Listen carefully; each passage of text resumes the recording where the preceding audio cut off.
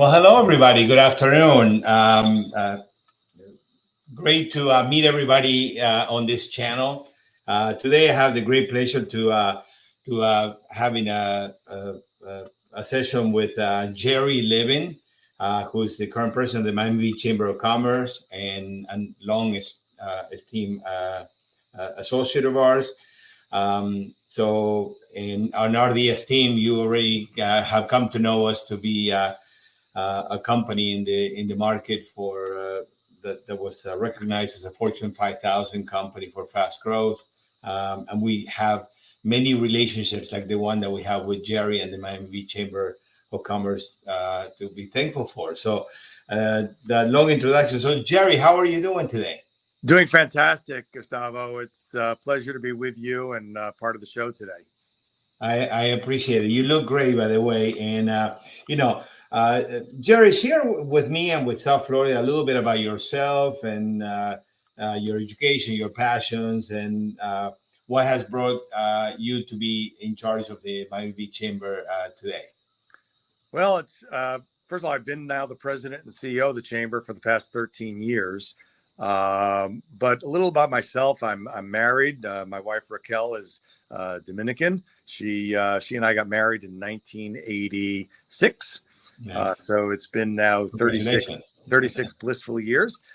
We have two beautiful children. My daughter turned 32 on February 4th, and my son is just turning 30 on February 22nd. So they're both doing incredibly well. My daughter is a realtor with Douglas Elliman, and my son is with McKinsey Miami as a consultant. So that's terrific. Globetrotter all over the place. That is yeah. I'm assuming that in that kind of position you're exposed to. And so my own background, I really started in the nonprofit world in Jewish community center work, where I moved here from Binghamton to New York, where I was the assistant executive director of that Jewish community center for 6 years. And then I opened up the Jewish Community Center here in Miami Beach in 1982. And after 7 years there, I went into finance, and I had my own securities business and insurance business, which I still have the insurance licenses. I gave up the securities licenses because when I got hired in 2010 as the president and CEO of the Chamber, that's about 2 jobs all by itself. And at the time, I was also a city commissioner. I forgot to mention, yeah, I was elected in 2005 to represent the city of Miami Beach as a Miami Beach elected official, city commissioner. And I served 2 terms. So from 2005 to 2013, I was a city commissioner. And in 2010, I was also began my presidency of the Chamber of Commerce. So a very busy, hectic schedule, as you can imagine. I can see. I know it's hard to keep up with you with all your involvements, but you've seen so many changes in Miami Beach too. I mean, I'm sure that the whole community, and I know you're very plugged into what's going on in all areas of Miami Beach. But tell us a little bit about just a bit of the state of affairs of the city of Miami Beach. What are some of the important issues that are affecting the city nowadays? So, always traffic. And then the second most important thing is traffic. And then the third most important thing is traffic. In real estate, they say location. So people are very, very concerned about traffic. Also, we have a really, not just Miami Beach, but I think the entire country and certainly Miami-Dade County, it's really gotten to a crisis for attainable housing. The price of housing for rents and for purchase have just, gotten out of the stratosphere. Miami Beach was always very expensive because we're, an island, and the land is extremely valuable and expensive to buy and build on. So the developers, when they build a project, they start with multi-million-dollar, units. It's not like for the average guy who's going to be a police officer, a teacher, a firefighter, or any normal, hotel employee. Really, you're not buying a condo in Miami Beach. So it's gotten more and more expensive for renting in condos and for the buildings, and that's really a major problem even for our industry, because it's hard to hire employees.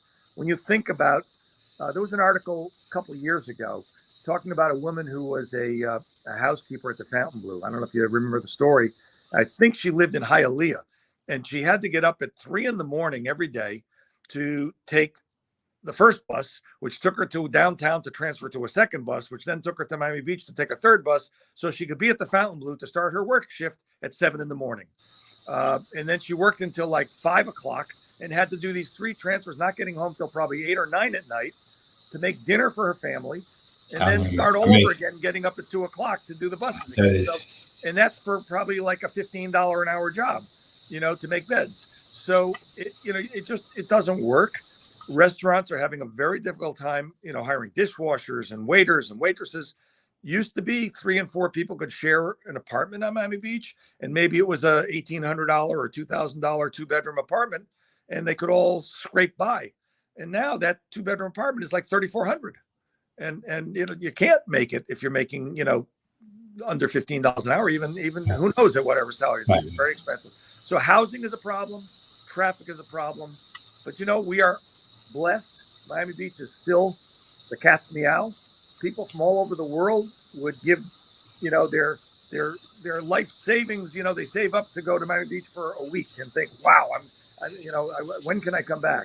So we live here. We overlook, so much of the things that other people, we pick on so many things that other people overlook when they come here. It doesn't seem to bother them that there's traffic.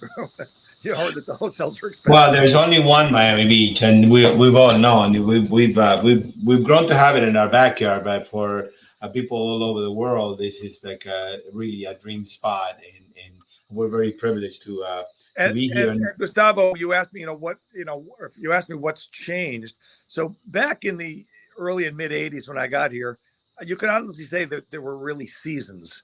Even though the weather was always great, but there was a high season and a low season and a shoulder season in terms of the rates of the rooms and the hotels and whatnot, and how busy the city was. And honestly, we don't have seasons anymore. On any given weekend, our population in the city grows from we're about 88,000 permanent residents, but we could go to 250 to 300,000 in any weekend. It's not like just Memorial Day or just July 4th. It's, between Boat Show, which is next week, and Basel and the Aspen Institute, which is the week of March 3rd, and Goodwood, Car Festival is going to be, and concerts. And I mean, there's always something. And it's just, at any given weekend, a couple 100,000 people at a time. That's incredible. And I know that the chamber plays a pivotal role in divulging that information and putting, connecting dots so that all these events, take place seamlessly. But among all the other things that the chamber is doing, I was reading a little bit about, some of the educational principles that you are spearheading. Tell us a little bit about the foundation and the educational campaigns that the chamber endorses. Sure. Thanks, Gustavo. So the Miami Beach Chamber of Commerce, like most chambers, is what's called a 501c6. That's how the IRS classifies us. So we are a business nonprofit, but not a charitable nonprofit. So I'm not an accountant. I'm not going to give accounting advice. But if you were a company and you spent marketing dollars to market or promote your company at one of our events, you probably could write that off as a business expense, a marketing expense. But if you wrote a check to the chamber, it's not a charitable tax deduction. On the other hand, our chamber owns a 501c3, which is a not-for-profit charitable institution. And that 501c3 that we own is called the Miami Beach Chamber Education Foundation. Mm-hmm. And that foundation is pretty much exclusively dedicated to public schools that are within what's called the Miami Beach feeder pattern. And that's 8 schools, 6 of which are physically located in Miami Beach. 1 is in North Bay Village, that's called Treasure Island Elementary, and 1 is in Bay Harbor Island, Ruth K. Broad. But they're still part of the Miami Beach feeder pattern, as the children from those 2 schools will ultimately end up, if they stay in the public school system, at the Miami Beach Senior High. So they feed into the Miami Beach school system. And so our Education Foundation does a tremendous job, and we focus on all kinds of programs. The largest ones, we do a mental health program. We provide mental health counselors in all of the 6 Miami Beach schools. That's a program that is over $150,000 a year, where we partner with the city of Miami Beach to pay for counselors to go a couple days a week to each of the schools to identify different mental health issues. Thank God we have not yet had any kind of a shooting, Good. In our community. Hopefully that will never happen, but you don't know. And a lot of times when you see, how those things evolved, you find out that the child that did the shooting, God forbid, he was bullied or she was harassed or, whatever. And so we try to identify those things with the mental health counselors before we have, a greater tragedy. We also have a nursing program, which I started back in 2011 or 2012. We competed for a national prize, which we were fortunate. We won first prize, competing against 30 other cities to win a $30,000 grant to work on an issue within your community that we wanted to resolve. And what I became aware of is that some of our schools did not have a nurse. And, you and I are, up there a little bit. When we went to school, I'm sure there was a nurse in our school, right? We always had a nurse. We had a principal and we had a gym teacher. Well, there are no gym teachers anymore. Now they just throw a ball out and kids go to recess. The schools cut back on everything. Teachers have to bring their own art supplies in. They cut back on all kinds of supplies. And half the schools don't have nurses. So we competed for this contest that was sponsored by Aetna. As I say, we won. It was a $30 prize. And what I wanted to do was to hire a nurse at North Beach Elementary, which didn't have a nurse. And we did win. But then I found out that we were not allowed to do that. And we had to, if we were going to hire a nurse, it had to be through the Borinquen Medical company. And it cost $90,000. And we had two other schools that didn't have a nurse. So we went ahead and we raised $270,000 and we got the nurse in all three schools. Oh, nice. Okay, very nice. That program has continued today since 2012, and we've expanded to include the mental health program. Something that we're currently doing, very, very large program. We found out that Miami Beach Senior High did not have a program that is nationally acclaimed called Pro Start. And the Pro Start program is one in which juniors and seniors are trained to be eligible to be hired right out of high school in high-paying jobs in our restaurants and in our hospitality industry. They learn how to manage restaurants, hotels. And interestingly, there were only about 6 schools in all of Dade County that had this Pro Start program. So we visited Beach High and we saw the culinary arts kitchen, and the equipment was like 1950s hot plates and everything. We said, you know what? That's really a shame. And if we're going to create a Pro Start program here, we want the kids to have top of the line, state of the art equipment, just like if they went into one of our high end restaurants, they should be working on the same exact equipment so they're ready to go to work. So we priced it out and we committed to raising $300,000 through our education foundation to purchase all brand new equipment and donate it to Beach High. And in part of doing that, we got the school board to commit to pay for all of the infrastructure improvements, the hoods, the electric, the plumbing, the architectural design, and all of that. So they're in for $960,000, and we're in for $300,000. I'm very pleased to tell you that we approached the city of Miami Beach and asked them for a match on the first $100,000 we raised. Asked them to match it, which they did. We've raised an additional $30,000, so we've currently raised $230,000. And the construction begins April 1st. That the school board will be starting the renovations. And we have just recently submitted a grant proposal, actually went in today, to both the House and the Senate in Florida for the balance of the $70,000. And we're optimistic that will be approved if the governor doesn't redline it.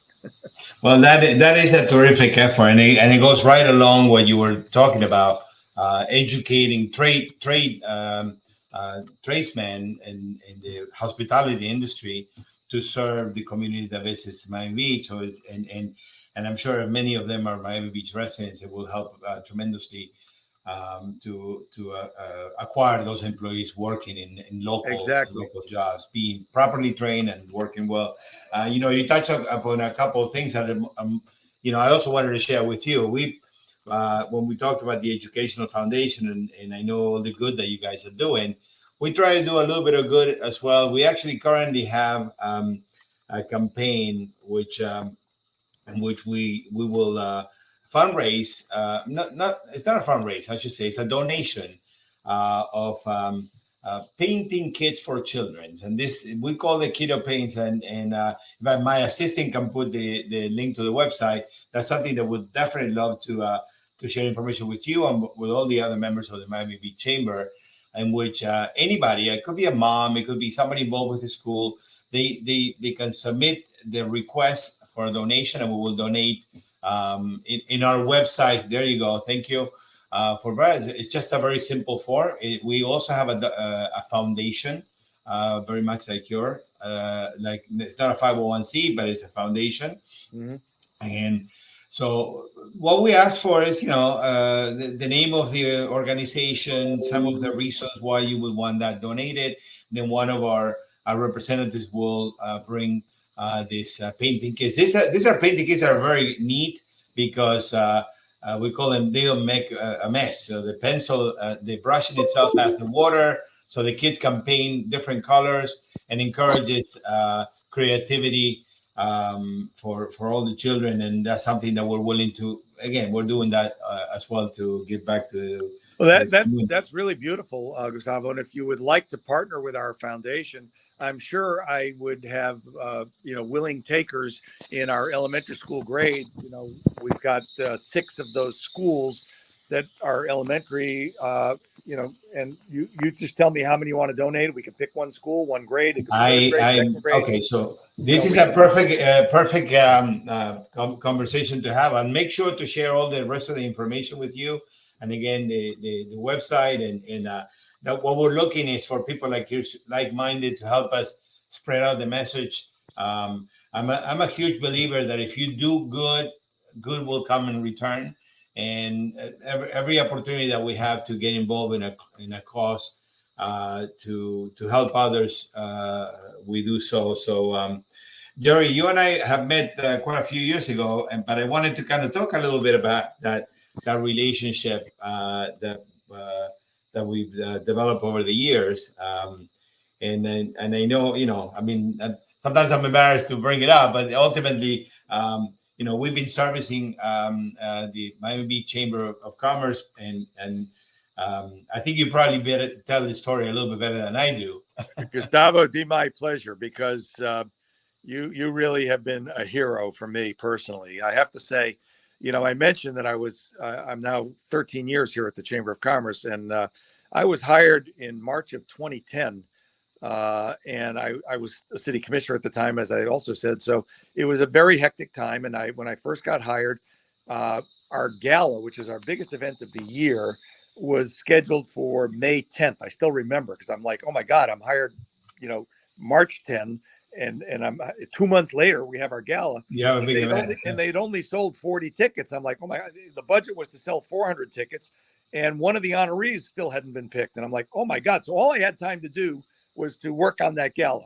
And once I got through, the gala, which we made a tremendous success, we ended up with 600 tickets. I started looking at the various contracts, that we had, because I knew nothing about, the financial condition of the chamber.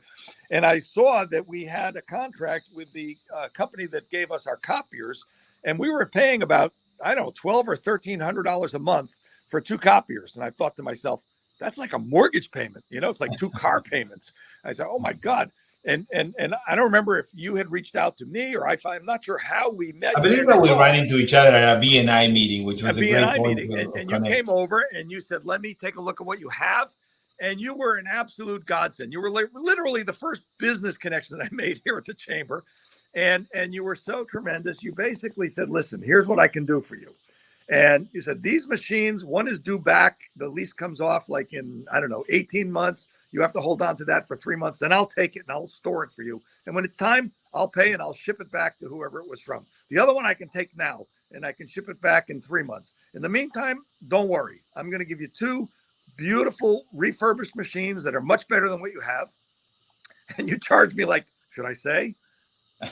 Well, whatever. No, much lesser amount. That's for sure. How about $350 a month for both machines? And you gave me the ink and the paper. Now I'm getting you in deep trouble.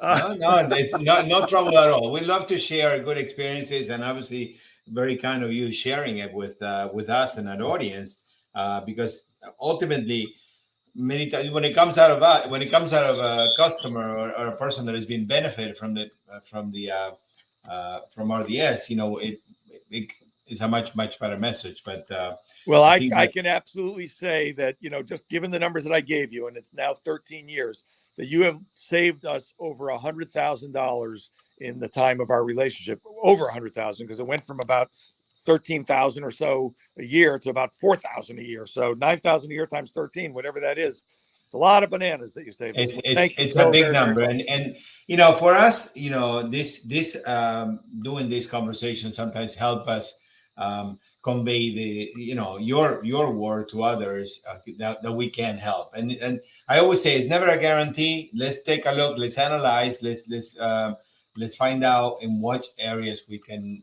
help. In our case, we were able to do so and help the chamber reduce expenses with But I think pensions. besides the expenses, Gustavo, because you're very modest, I also want to say that it's more than, I mean, the money was tremendous, but it's more than the money, because frankly, if the service wasn't good, then the money is of little value.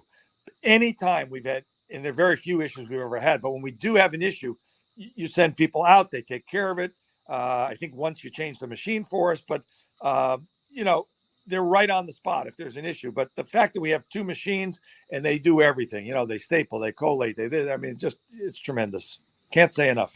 That's incredible. Thank you for that comment and that endorsement. It really means a lot to us. Throughout the years, I mean, sometimes we say, what more can we do to help or be involved in the chamber? But what you're doing here today is a message I would like to spread to others, because I think we can bring some benefit to it. I Um, honestly, anyone who's watching this and is thinking about it or has copiers, I would say there's zero reason you're doing a disservice to your company or to your employees if you don't at least, get a quote and get a check, because I would have never in 100 years thought that we could save that kind of money. I mean, so, you owe it to yourself to at least get a check. It costs nothing to get a quote and to see you'll probably get an upgrade and save money besides. So no harm in checking. That's what I say. Well, that is great, and my God, you did such a great commercial for us, because Where do you get my bill? well, like I said before, we're here to help, and the what we look for is for other organizations that have issues, or maybe they don't know that they have issues, to help them analyze their current situation and come up with a recommendation. In I've said it before. If anybody reaches out to us, it's like, it may not be the right time now, but at least have a friend in the business and somebody you can rely on and trust to give you the proper advice, and that's really what makes us different. And we've been very successful in growing our company based on the relationships that we build, and our relationship, the relationship with the Miami Beach Chamber and with you and with all your staff, it's been terrific. We're very proud to be in this position. Okay, so tell us a little bit about the future for we're talking about Miami Beach and the future for Miami Beach. You're very close to what is going on in the business world. What are some of the objectives that you feel that you're as an organization are going to be heading on in the future, and enlighten a little bit of the audience about some Sure. of those things. So some of the issues that the chamber has taken positions on are the additional development of Class A office space. And if that, some people may not be aware what that is.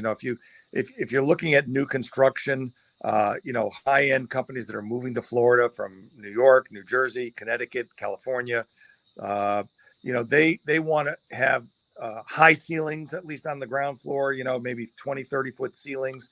And a lot of the, old inventory, that's just not possible in older buildings. And you're not going to compete for that business to move and open up a business in Miami Beach unless you're able to provide that kind of quality building. So the zoning did not allow it in most of the city. So we had to lobby for that. We've been successful as a chamber, and there are a number of places now in the city of Miami Beach where Class A office space is permitted that it was not previously allowed. We still need to create more Class A office space, because otherwise that business goes to Wynwood or Miami or elsewhere. And it brings high paying jobs, people that can afford, it's a double-edged sword. Those are the people that can afford to live in the apartments that others can't. Yeah, for but sure. You've got the apartments anyway. Someone needs to live in them. And you've got, tremendous upside in terms of additional dollars that get spent in the community. When someone making a few $100,000 moves into the city, into a condo, whatever, they usually, their family, they spend money in the grocery store and the restaurants and whatever else.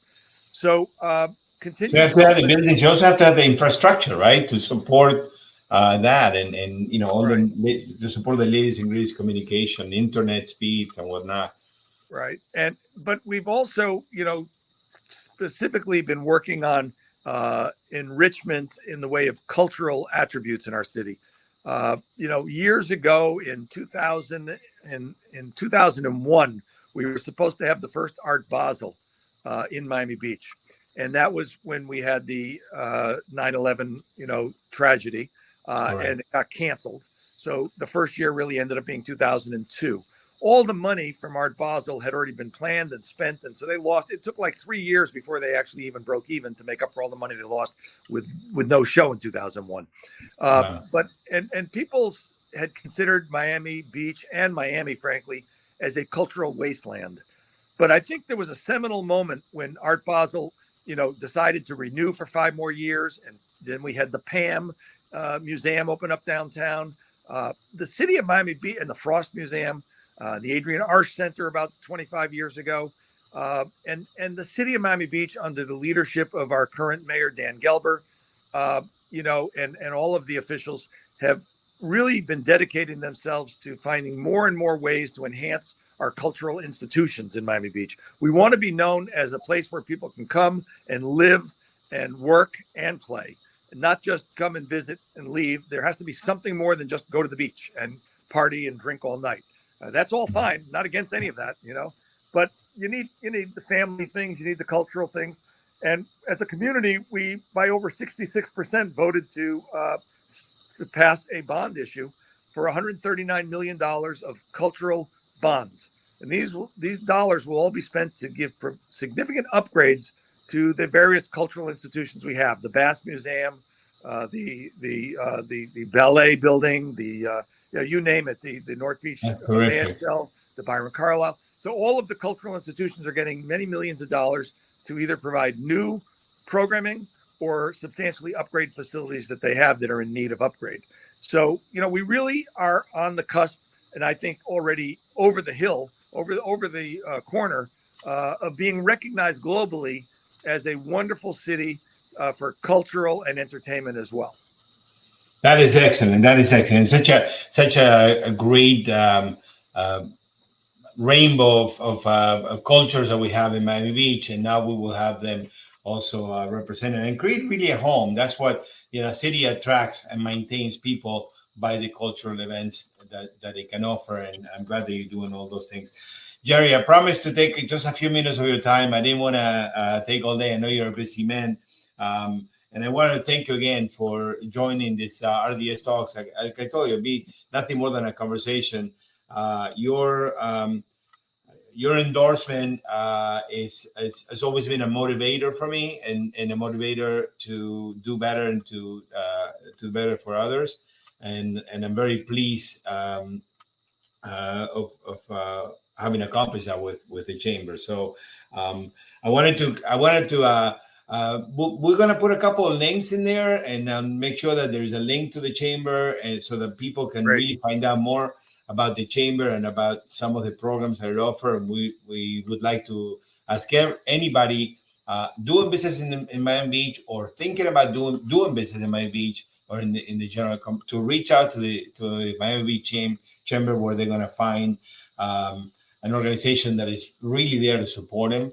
At the same time, if you can help us to all your network of contacts to spread out this message, we have the Keto Pain Foundation, the Keto Pain program that we're doing under the RDS Team Foundation, and many others, and would love to just spread the word and get more people benefiting from that. Well, that would be great. And if I may, you know, anyone who's interested could please go to our website. It's loaded with information, miamibeachchamber.com. You can scroll around. You can see a list of our members. You can see our leadership. You can, you know, see the activities. There's a calendar. Those are our various councils. We have a council for almost any kind of business, and all of the meetings are basically open to people to join and participate. But you can log on to our calendar of events and scroll forward and back and see, you know, there's something going on almost every single day. Tomorrow morning at 8:00, we have a real estate council meeting. So, you know, always something going on. And we appreciate, Gustavo, the opportunity to join you today. Thank you so much, Jerry. You have a great day, and we'll be in touch as usual. And once again, thank you again for your words of encouragement. Thank you. Be well, everybody. Thank you so much. Thank you. You have a great day. Bye-bye.